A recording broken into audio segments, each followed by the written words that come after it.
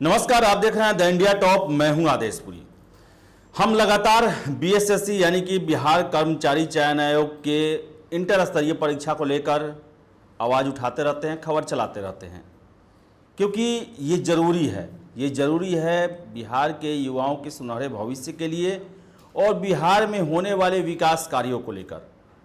अभी हम जो आपको कहानी सुनाने वाले हैं, जो डाटा आपके सामने रखने वाले हैं, वो सीधे जुड़ा हुआ है बिहार राज्य के विकास और इंटर स्तरीय कर्मचारियों की कमी से लेकर। आपको बताएं कि दैनिक भास्कर की एक रिपोर्ट है जिसमें वो पटना जिला के जो जिला प्रशासन के विभिन्न विभागों का कर्मचारियों का वो डाटा दिए हुए हैं कि कितना पद स्वीकृत है और कितना खाली है। हालांकि स्वीकृत पद बढ़ना चाहिए, लेकिन उसके बनिस्पत भी बहुत सारे पद खाली हैं। ऐसे में कैसे राज्य का विकास होगा? ये राजधानी पटना की स्थिति है, जहां पर स्टाफ तब भी हैं, लेकिन 38 जिला में बाकी क्या स्थिति होगा वहां पर, वो आप भी समझ सकते हैं। कैसे वहां विकास कार्य जो सरकार इतना बनाती है योजनाओं को, कैसे लागू हो पाएगा जब उसको लागू करने के लिए प्रॉपर कर्मचारी ही नहीं रहेंगे? कैसे समय से वो जमीन पर उतर पाएंगे? आपको हम पूरा रिपोर्ट का बताते हैं कि पटना राजधानी है, वहां की कितनी स्थिति बदतर है। बाकी 37 जिलों का आप सोच सकते हैं। आपको बताएं कि पटना कार्यालय में फाइलों के अटकने की वजह आप जानकर हैरान हो जाएंगे। जहां से पूरे जिले का काम होता है, वहां 6 साल में एक बार भी निरीक्षण नहीं किया गया। 2014 के बाद जब 2021 में जिला स्थापना शाखा का निरीक्षण किया गया तो बड़ा खुलासा हुआ। 70 में से 66 पद खाली हैं। आप अंदाजा लगा सकते हैं कि आपकी फाइलें किस रफ्तार से आगे बढ़ रही होंगी। आपको बताएं कि डीएम कार्यालय का हाल सुनिए। जिला प्रशासन की माने तो पटना में जिला स्थापना शाखा का निरीक्षण वर्ष 2014 में तत्कालिक जिला पदाधिकारी एन श्रवण कुमार के द्वारा किया गया। निरीक्षण के क्रम में पाया गया कि प्रधान लिपिक के जिले में कुल 70 पद स्वीकृत हैं, जिनमें 66 रिक्त हैं। समझिए आप, पटना जिला में जो लिपिक का पद है डीएम ऑफिस में, उसमें 66 पद खाली हैं। मात्र 4 लिपिक के भरोसे ही चल रहा है पटना का डीएम कार्यालय। आगे सुनिए।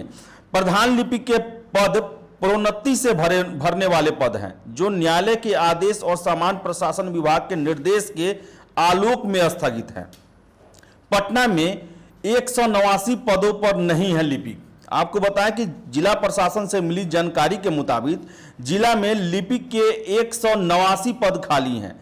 जिला में लिपिक के 717 पद स्वीकृत हैं, जिनमें 528 कार्यरत हैं।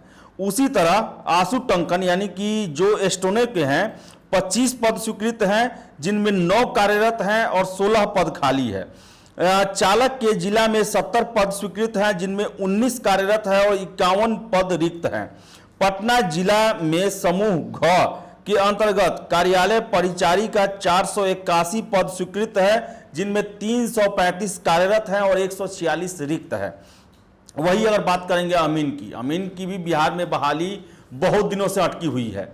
लगातार छात्र जो हैं वो गुहार लगाते रहते हैं भूमि एवं राजस्व विभाग से कि आप अमीन की जो भी है उसको जल्दी क्लियर करें। बहुत सालों से लटका हुआ है, उसका भी आप स्थिति सुन लीजिए। क्या स्थिति है? इतना निर्माण कार्य चाहे वो सरकारी या निजी स्तर पर पटना में चल रहा है, लेकिन आप सुनिए जरा, कितने सरकारी अमीन के भरोसे ये चल रहा है।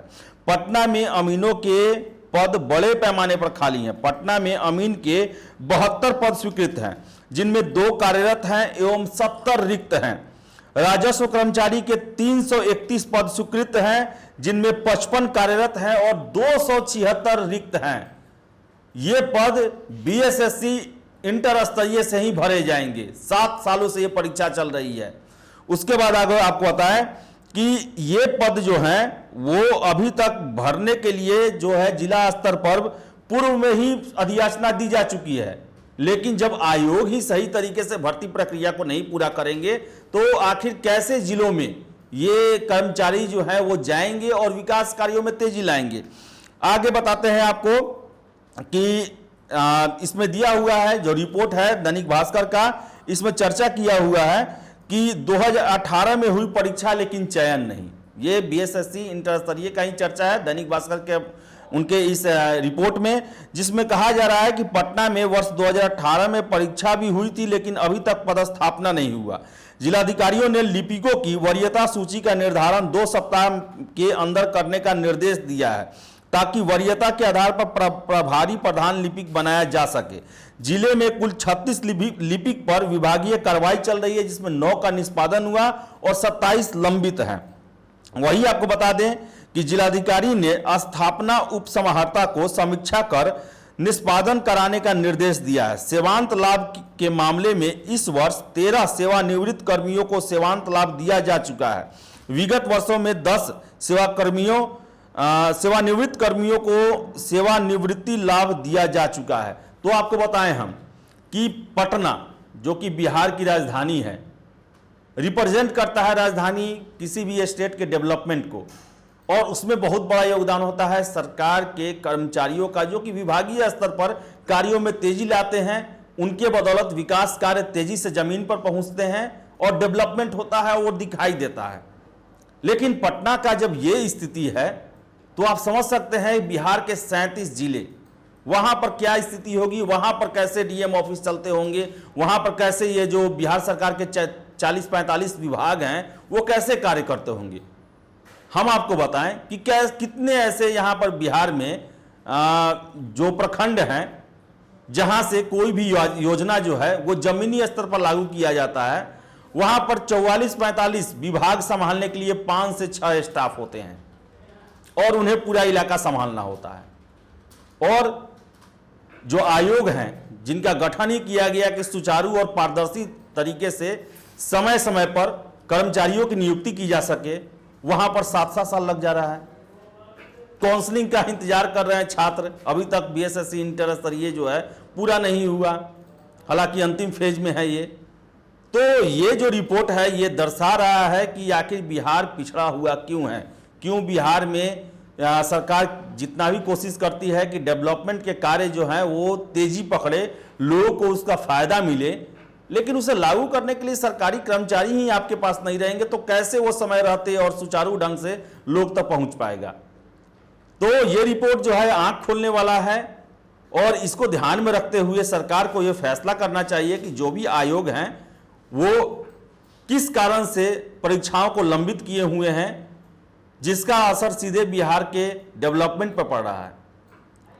तो आंखें खोलने वाली रिपोर्ट है और इस पर कार्रवाई बहुत जरूरी है, और इसके लिए जरूरी है कि जो भी परीक्षाएं हैं, जो भी बैकलॉग है, उनको जल्द से जल्द भरा जाए और नई रिक्ति उसे जल्द से जल्द उसके लिए नोटिफिकेशन निकाला जाए और समय रहते उन पर भर्ती भी की जाए। तो फिलहाल इस रिपोर्ट में इतना ही। वीडियो पसंद आए लाइक शेयर करें, हमारे चैनल द इंडिया टॉप को सब्सक्राइब करना ना भूलें। धन्यवाद।